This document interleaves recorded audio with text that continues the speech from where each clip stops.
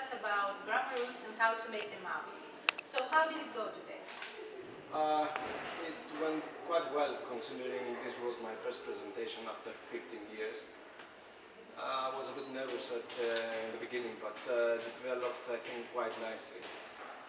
And we talked about how you can motivate your students through elicitation and using their schematic knowledge to make them, to encourage them to personalize grammar rules.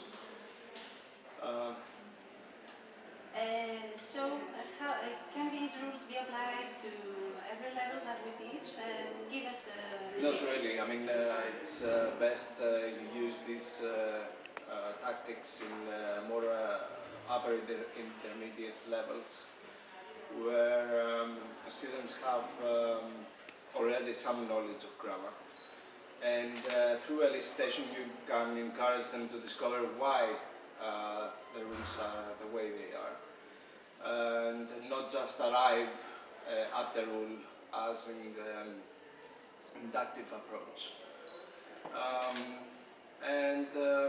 Younger learners tend to be quite happy just being told the rule than with discovery. Plus they like the schematic knowledge and the critical thinking that is required for such an approach. A little bird told me that you cooked today. Do you want to share? Well, I cooked a little bit of tzatziki. It's part of the.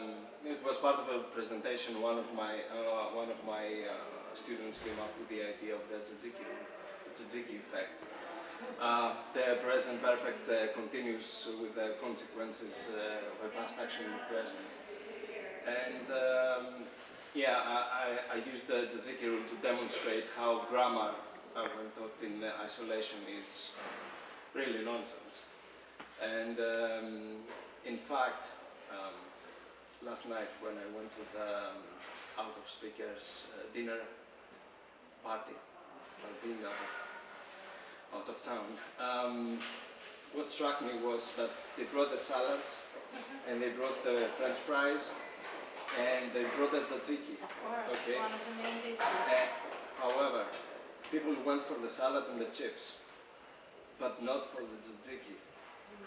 And then it occurred to me why, because the bread hadn't been served as you taught us before. today. Yes, because bread is the basis of nutrition, as is context and meaning and function, basis of communication.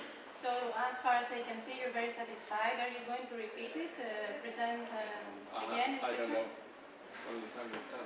No idea. Best of luck of you and whatever you do. Thank you very much. Thank you for having me.